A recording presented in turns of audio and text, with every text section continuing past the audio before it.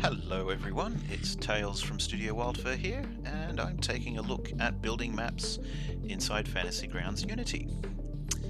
Fantasy Grounds Unity is, well, it was launched a little while ago with a Kickstarter by the great people at Fantasy Grounds, and it is a new build of the virtual tabletop role-playing system, and it has some neat tools for building maps on the fly, which I'm starting to convert a few bits and pieces to for building maps.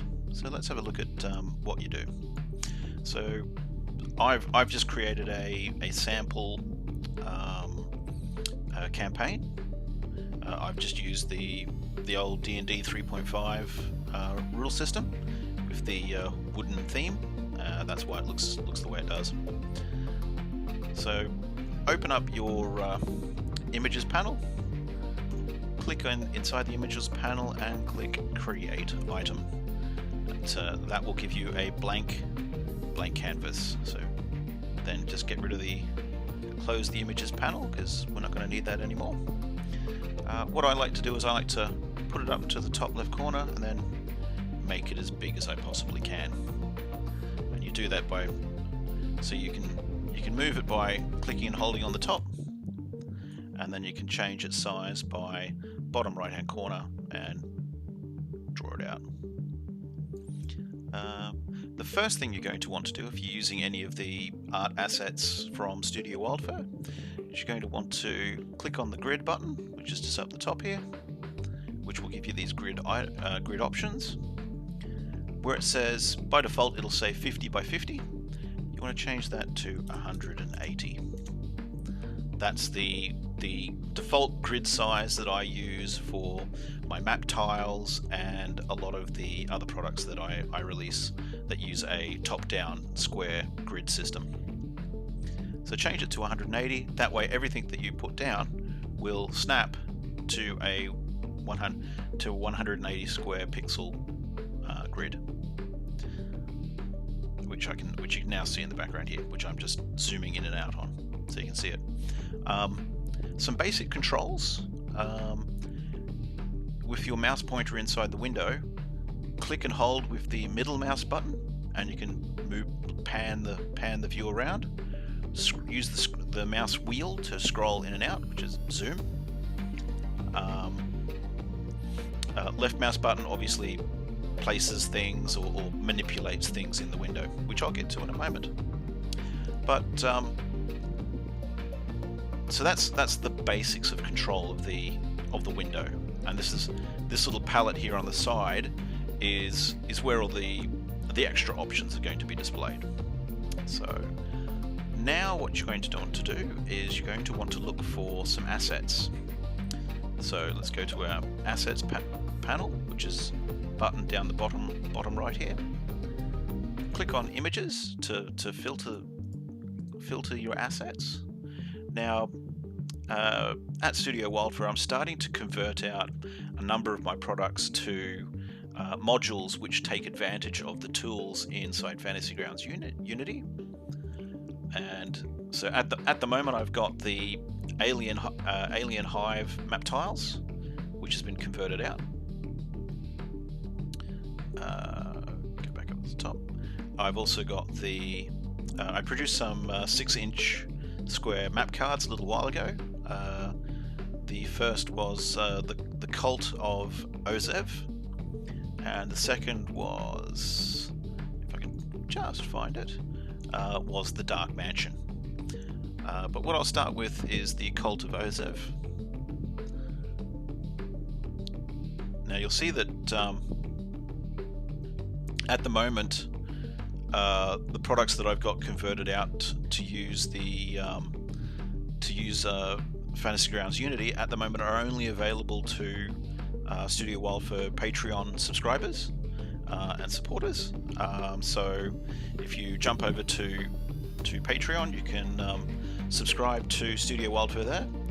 Your money goes to a good cause, supporting me, keeping me off the streets, and it helps me be able to put a roof over my head and continue to make the bits and pieces, the role-playing goodies that I make.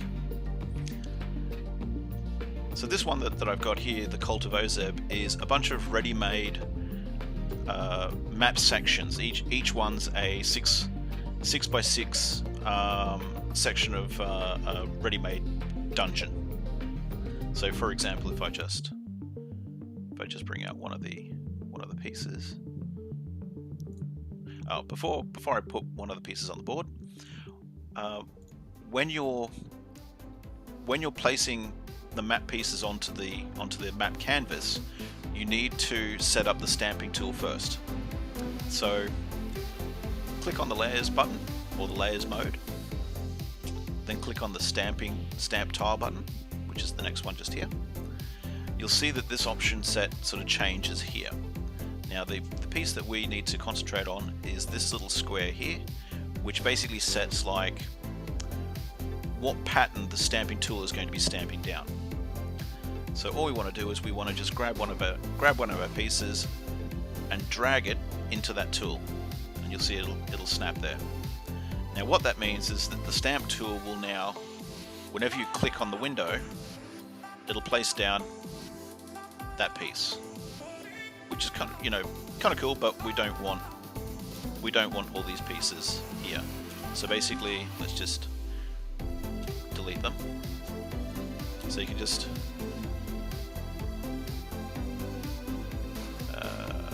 whoops,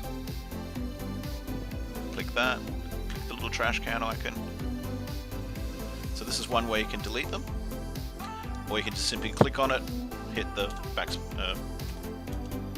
It's not going to do it.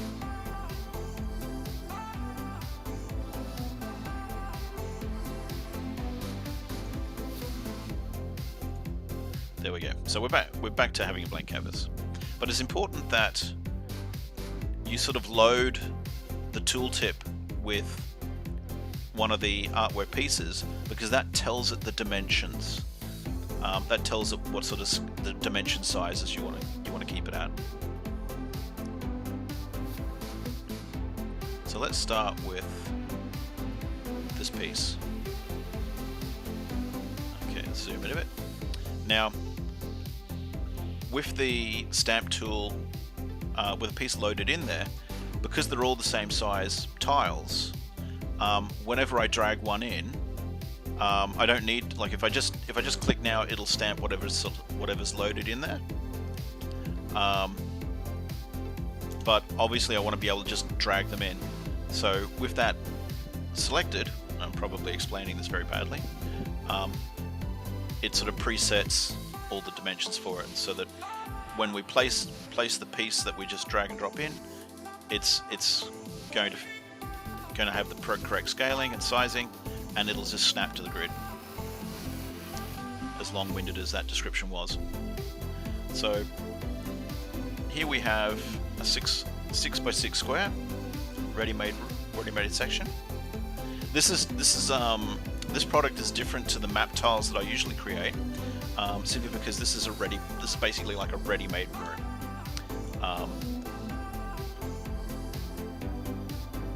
So let's begin sort of putting this map together. So this is a stairway which would come in from, say, a building above. So let's put in, here's like a little chapel. Now you can, with the current selected map tile in there, and as you'll see, as each new piece comes in, there's a new layer created in the layers palette. With the current layer selected, you'll see these little white squares around the outside of the selected piece. Now, normally you can resize them, but we don't want to resize them. But this one at the top here allows you to, if you click and hold, allows you to rotate the pieces. Now, this is pretty much the only sort of product that I release that I sort of recommend rotating bits and pieces around. Usually I pre-create everything so that you just plonk it down, you don't need to rotate pieces around. But because this one is basically ready-made tiles, I do recommend just rotating bits and pieces. So what we're going to do is rotate this one around, and attach him to the side of this piece, because there is a big doorway here. So I'll find another one. I'm just going to attach him there. Let's just use this one. Rotate him around. Attach him there. Because the whole idea of this set that I made originally was to create. It was meant to be like a cultist base. So at the moment we're creating sort of like level 2, like the level 2 underground level. So there's a base above here where this staircase is, which I'll make in the moment. But so let's assume that you come down. The cultists come down from the above. They've got their private sort of chapel here. They've got like a sort of holding cells and bedding over here. This is where they hold meetings over here. But let's just say they go down this way and they go to another level. So let's use this one. So this is one where they go up and down. No, we won't. Actually, we won't use that one. We'll use this one. Nope, that goes back up as well. Does this go down? That goes down. Okay, cool. So let's rotate this one around. There we go. So let's just say they've got another level below this one. So they come over to the staircase to go down. So there's level sub-level 1. Let's just say they've got a building above this. Let's make that. Let's go back to our tiles. So there's 2 pages to these tiles. So and the building that I created is in 4 pieces, like a quad. So let's just say they have an entrance. Okay, let's pop our entrance there. Actually, let's move it over. So you could make this map on another image, but I'm just going to make it here because this is just an example. Let's have a look here. So the rest of the building is on the other side. Okay, so let's just say they go. This is the piece with a staircase down. So that staircase would connect to this one. Then we have the rest of the building to go in. So there's an entrance there already. So let's say they have a little chapel area there. And they have another which sort of connects to here. And then they have some grounds around the evil cultist lair. So I'll just snap those into place. So they have trees. Looks like that's on the... Up here we go. Doink. So as you can see, it's pretty... Everything snaps into place. It's really easy to do. It's one of the things that I like about this making maps in Fantasy Grounds Unity, which I'm hopefully going to make more stuff to take advantage of. Where's a bit more grass? Dunk. There's a bit of grass over this side.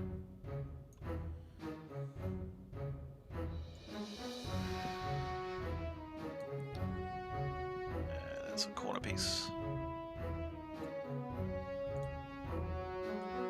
And another bit there. So you can see it, like, I very quickly put that together. There's our ground level, sub level. So as we can zoom in,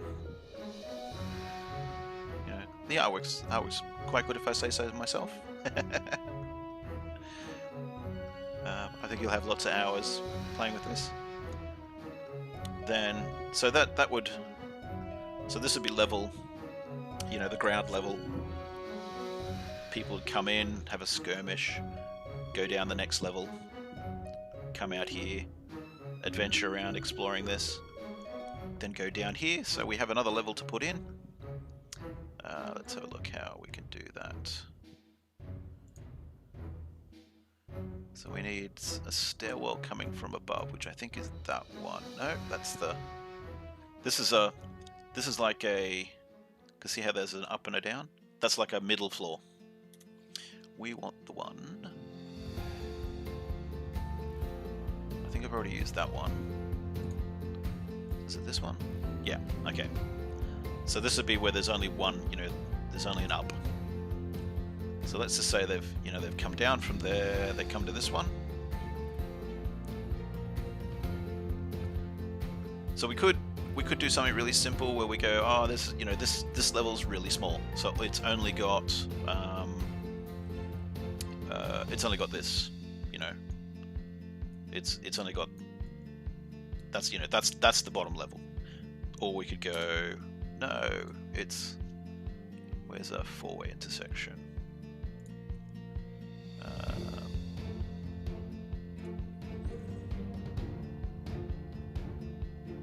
Thought I had a four-way intersection. Ah, here we go. It's up the top here. So we could go, no, it just comes out here. There's another four-way intersection, or we could even put another one on. So it goes. So this is the bottom level. It's really big. So we come in and we go. Okay, it's got this room. Spin that around. Attach that there. But we could. I'll just actually move these over a little piece. Oops. Now we do these rooms. So let's put this one in here. Oh no, that's got another stairwell down. Have I used that one? Yep, I've used that one. We'll put this one in. That one go there. Then we could have this one here, which has sort of got like a bit of a winery section in it. It's where the monks make their mead or their wine, whichever you're into. Then we go this one, spin it around, clicks in there, and here's another piece, and clicks in there. So as you can see, really quickly put together, and we got a dungeon made.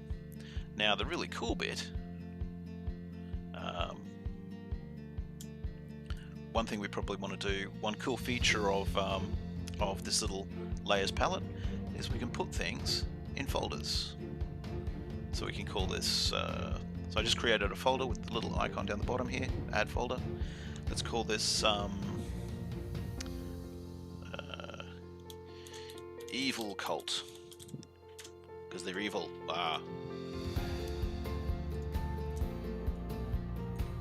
And we put all of those, because each tile is a layer.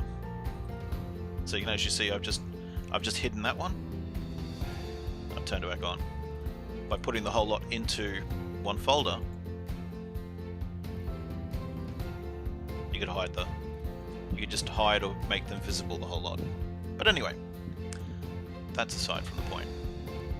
The really cool bit is when you get into the line of sight with having an encounter. So let's just zoom in. Okay, so let's turn this on to... Well, first things I'll show you. One of the things I've been adding in have been the line of sight grid, or the line of sight markings. Now what all this, the little red lines and squares do, is that determines where characters can see. So for example, if we had a character out here, he could see everything outside, but he wouldn't be able to see past the walls. the character would be able to see to the tree, but the tree would sort of partially block line of sight. So normally you don't game with these markings showing. I've just got them on. You use them when you're map building, but I've just got them on to show you what's there. So let's turn this into a map, and let me close that. So let's create a. Here's a little encounter. So let's put a character down. Get rid of that. And let's turn line of sight tool on and select this guy. Okay. So this shows you where this fellow can see. So as you can see, he can see all this terrain. He can see that there are trees here.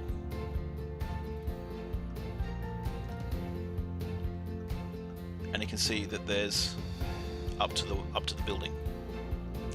Now we can see that there's also a door here. Now on the artwork, I've actually made the door sort of slightly ajar, but there is a little section here which sort of defines where the extent of where you can see. So we could open that door, which means that, whoops, if I just reselect him, whoops, it's being a bit weird. Open, closed.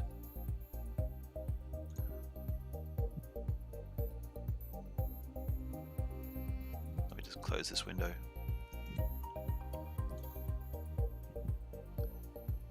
Zoom begin and select this fella. There we go. I don't know whether it's my system or the way that I've made the walls, but sometimes the rendering gets a little bit funny.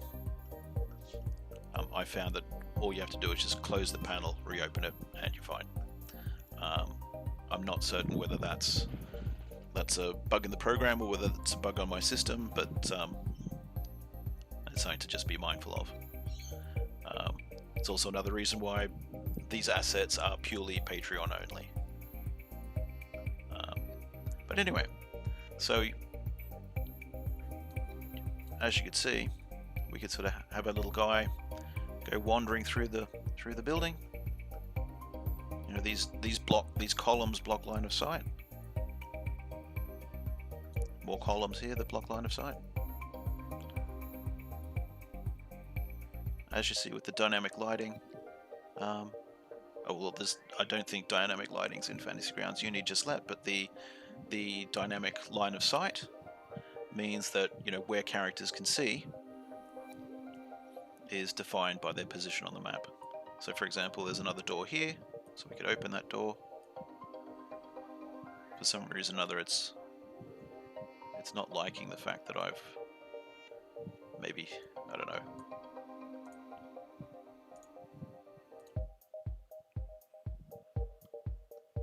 Maybe it's my system just having a hard time.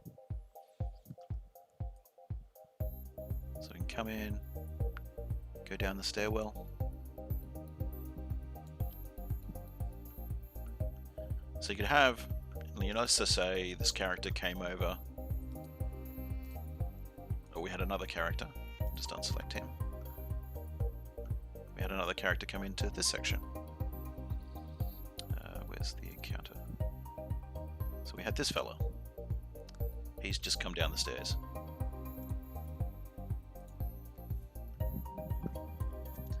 So as you can see, the area that this fellow can see is defined by his position on the map. And with all the pre-generated artwork,